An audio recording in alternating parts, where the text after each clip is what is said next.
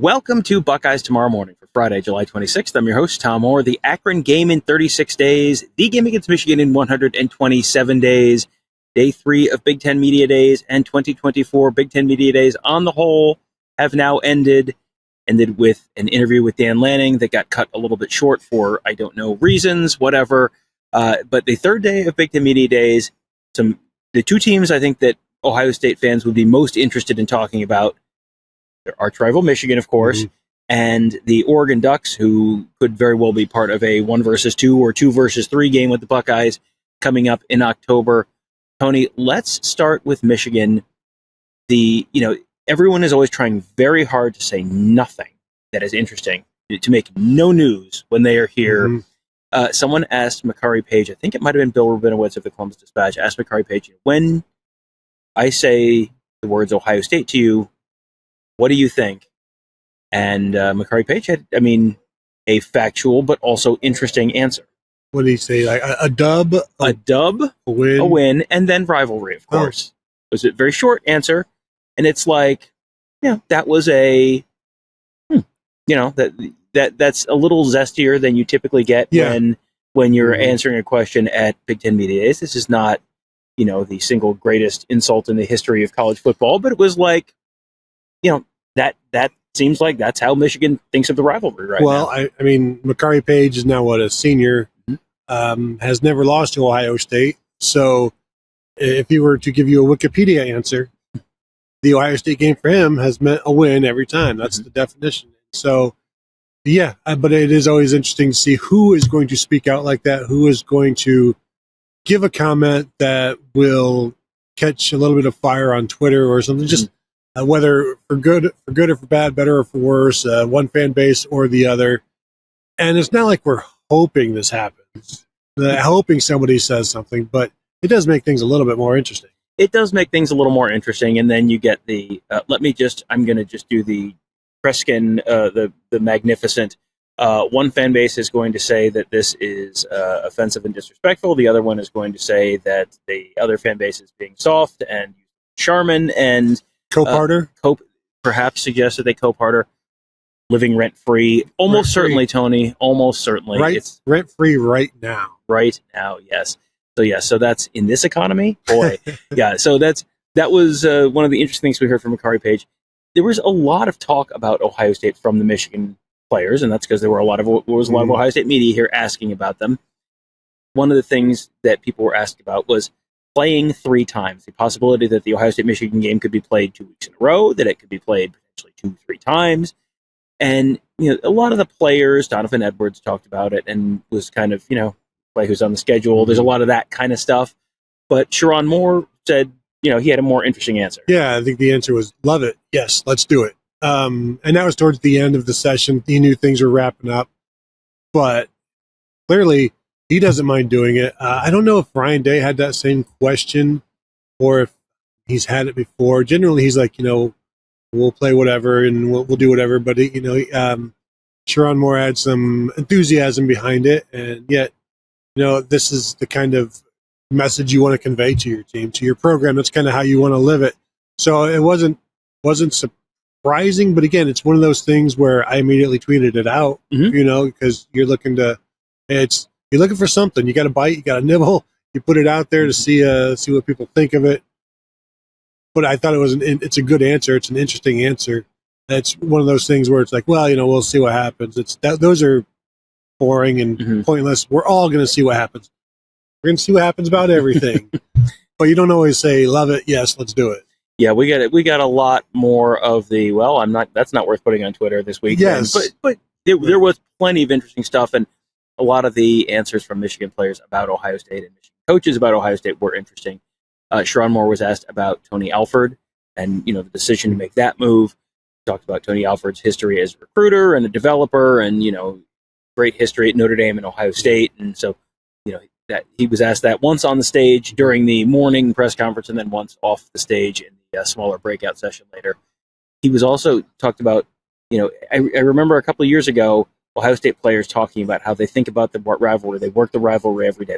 That was an Urban Meyer thing. That was that was a Ryan Day thing. I don't know that we heard a lot about that. The questions were not necessarily set up that way, but now it's interesting to hear Sherrone Moore talking about the rivalry that way. Yeah, he said they think about it 24/7, 365, and is it you're always thinking about it or talking about it, but when you're losing it and you say that, is it some desperation? When you're winning it and you're saying it, it's a confidence. But clearly they're winning right now, and that is something they talk about, they think about. I don't know when they say that, and when Ohio State says it, is it mentioned every day, or how much of this is just implied? Like, you're not ignoring it. Is it being in the back of your mind. Does that count as a mention? Does that count as a thought? Well, I think it was one of the national reporters who, an Ohio State player, was talking about it, and said like we're not living and dying with the last year's game every day. And then the reporter said, I've been in the facility. You have a countdown clock. It's like, well, okay, so maybe you do think about it every day. So I mean, it is very front of mind in that weight room, in that building. You see the murals. Yep. And Michigan, we have seen in their facility, there's a huge beat Ohio State or beat Ohio, beat or something like that mural on the wall. And so this is as much as the conversation has been, the rivalry is going to be lessened. It's going to be lessened. It doesn't feel like it's going to be lessened. No, and I don't think whoever pays attention to it more, thinks about it more, means you're going to win it, because it still comes down to time. I don't know if you know this or not. It comes down to the line of scrimmage and doing things. And I don't necessarily what happens in May 3rd in the weight room thinking about Ohio State or heading to a meeting. I think they all think about this. They're only they have the same number of days. They have the same number of hours. Clearly, it's super important to all of them. I don't know that you can give the edge to one or the other based on who is thinking about it more. It still comes down to the execution. And Michigan has executed better down the stretch, especially in the fourth quarter of the last 3 years. And this was something that, obviously this is a new year. This was definitely a new year for the experience of talking to the Michigan coach at Big Ten Media Days.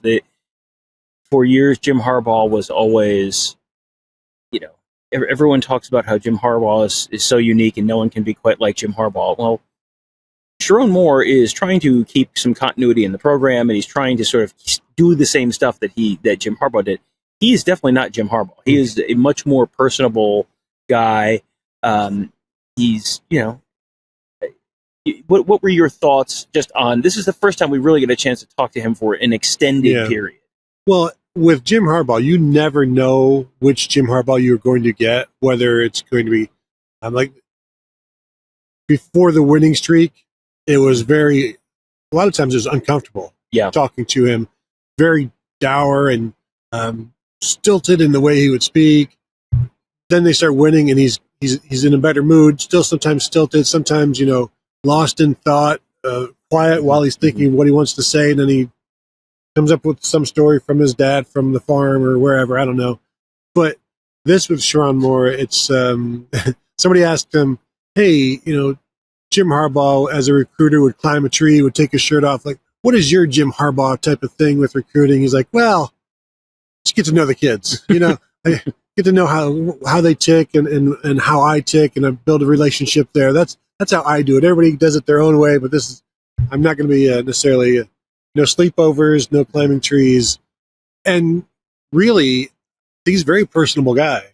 And some will say you have to really get to know Jim Harbaugh for that to take effect. I don't think you really have to know Sherrone Moore. I think he's a pretty personable guy. You can see Sherrone Moore in the living room on recruiting visits, probably shirt on, yes, probably playing pretty well, with mom and dad and all of that. And he has some early success to sell on those recruiting trips. So, we will see how much success they have this year. There were a lot of questions about, boy, you're replacing this guy, boy, you're replacing that guy, boy, you've got a quarterback battle, and, you've got 5 guys in there, and there's no update on that. He said, as soon as we know, you guys will know as soon as we know. And then he paused and then said, he paused just long enough for me to hit stop on the video. And then he said, maybe. It was like, well, that would have been good. But so, we will see how successful Michigan is this year. I have very little doubt on how successful Oregon's going to be this Yeah. year. Oregon comes in, maybe the only team that can go really kind of toe-to-toe with Ohio State talent-wise this year. This is the first chance we've gotten to talk to Dan Lanning in person, talk to Dylan Gabriel in person. Very impressed with Dylan Gabriel. I don't know if you got the chance to talk to him at all. I did not. Okay. But Well, I got over there for a little bit with Lanning, but yeah. Yeah. So Dylan Gabriel talked a bunch about his recruitment. There was a ton of Ohio State reporters over there talking to him. So there were a lot of Ohio State-centric questions. And he was asked about his recruitment while he was in the transfer portal. And, you obviously had talked to Ohio State. Didn't go into I don't think people want to go into a tremendous amount of detail about talking about why they didn't go somewhere, but just, talked about the fact that Ohio State, he talked to Ryan Day some, kind of got some update on that. Ohio State was, maybe not in as much of a hurry to make a decision on a transfer quarterback. And I think by the time Dylan Gabriel, he basically made it sound like when he talked to Dan Lanning, it was kind of like, oh yeah, this is where I want to go. And the Oregon program and the track record of development and all that kind of stuff. That was, it sounded like a very easy decision for Dylan Gabriel. He also was asked about the upcoming game, and obviously it's going to be a big game, but he has to give the correct answer, which is, well, there's lots of games before that, and we have to think about them. We can't focus on the yada yada yada. There's only a few games. Yeah. So, but he has to focus on them. Okay, so that is what he has to do. He is a very mature guy, which is not surprising considering he's been in college for 6 at least years and on his third school. But you get some interesting and thoughtful answers from him. So that was an interesting conversation. As you can see, they're starting to take down the banners behind us. You can tell Big Ten Media Days, in fact, are wrapping up right now. There were a couple other coaches that talked today, or teams that talked today, that I was not anticipating that we were going to be talking about Indiana football on this show. It was like, well, it's Michigan and Oregon Day, so we're just going to be talking about Michigan and Oregon. Curt Cignetti, you talk about winning the press conference, and there is some question as to how much that really matters, but I would say Curt Cignetti certainly won the press conference today. Well, I think it matters in this NIL era and this groundswell of, hey, give us money era. But he's got some carnival barker to him, and he acknowledges that. He said it on the stage. He said it in his breakout session that this is entertainment, and it's still entertainment, and he recognizes that. He had some great lines talking about playing in the Rose Bowl, and he's like, yeah, it's great, but for all the wrong reasons, and that we're just going to an old stadium to beat the heck out of somebody. And then he's like, but that's not specific to UCLA. That's just the attitude we're going to have all season long. Said that Indiana has everything that they need, and the revenue share is going to it's a game changer. And so I asked him, well, how is it going? What part of the game is it going to change? He's like, well, we'll have to see. Like, well, I mean, the game done changed. That's all you need to know. Sorry. He was also during the press conference. It was on the televised portion of the press conference. He was talking about, what is successful like? What are your goals? And he said, no one should be saying, well, we can win 4 games. Oh, if we can get to a bowl, boy, that would be great. Boy, if we don't lose 10 games this year. And he said, I'm going to paraphrase Tim Toney, and I'm going to say that's horse hockey. Yeah. He said that a couple of times, and he meant it. I asked him, does the expanded playoffs change your attitude or change how you prepare? No.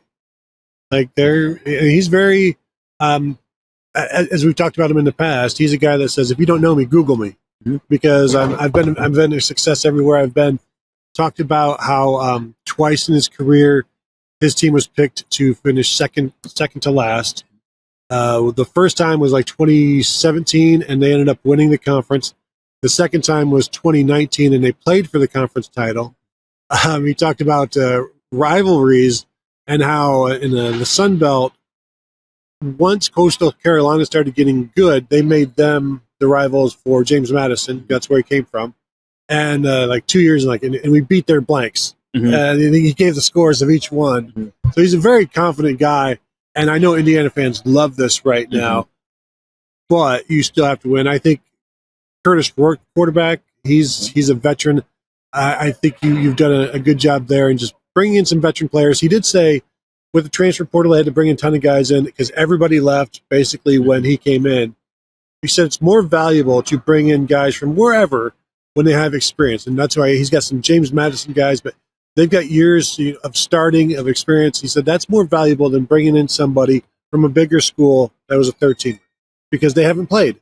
And so he's got a bunch of veteran guys on this team, but still Indiana. It is still Indiana, but it is definitely, if I feel like I question the utility of making a decision based on this, but I feel like I'm walking out of here thinking, I bet Indiana beats Purdue this year. And I did not necessarily think that coming in. I don't know that I really had a strong opinion on the Old Oak and Bucket rivalry, because that is the 17th and 18th place game teams in the conference media poll. But, it feels like he's talking like he's going to do it, and he's done it in other places before, and it's just kind of, and they also benefit from getting out of the Big Ten East. Mm-hmm. That is, they don't have Ohio State or they do have Ohio State on the schedule, but I don't think they play Michigan or Penn State. Yeah. So they are a team that will probably benefit quite a bit from that, as we have talked about with Rutgers and Maryland at various points in the past as well. Last thing, Minnesota has a quarterback, a new transfer quarterback. Their old quarterback, Ethan Kaliakmanis, is playing for the Rutgers Scarlet Knights now. So they had to bring in a new transfer quarterback, and he has not only ties to Ohio State, but also ties to Ryan Day's alma mater. Yeah, Max Brosmer, the quarterback at New Hampshire last year, and the second-team All-American last year in New Hampshire, was a Walter Payton Award finalist as the FCS Player of the Year. Of course, Ryan Day played at New Hampshire, and so who is the best New Hampshire quarterback between them? Brosmer didn't say either one of them. He gave the actual answer of like the actual record holder at the school and sided with that, but clearly aware of Ryan Day. Say the line, Bart. Come on. You're supposed to say you're better than Ryan Day. Exactly. Well, maybe we should have saved that for Sherrone Moore. But also, Brosmer's dad played club volleyball at Ohio State, so he grew up a Buckeye fan and very familiar with Ohio State as well. So it's just, there are so many ties. It's interesting. Like last year, talking to Hudson Card, Purdue quarterback, about playing with Garrett Wilson in high school. Like there are a lot of through lines with all of these guys. If you just you look a little bit and you talk to them, sometimes they're very open. Sometimes it's like that was a long time ago. Yeah, yeah. You get the people who want to talk and the people who don't want to talk. So. Like, why do they bring the people who don't want to talk to media days? Sometimes they're the head coach of Oregon. That's why. Yeah, it was a very, very interesting 3 days here. Great way to kick off the season. We always come home from this feeling like, wow, we've put out so much content, and there's so much more stuff that we have that we can still put out over the next week or so. And then fall practice starts. Fall practice starts next Thursday, August 1st, with 4 open practices. We are allegedly, probably, maybe going to get to see all 4 of them. We will see. If you would like to see them, there are tickets available. Those tickets are still available. Apparently, Ohio State put out an updated email, so there's some things that are sold out, but some things that are not. So $50 a piece. $50 a piece to come watch an Ohio State practice. So we will probably be there. We're hoping. They have not. I think we've been all but told that we will be there. So this is Big Ten Media Days being in the rearview mirror now.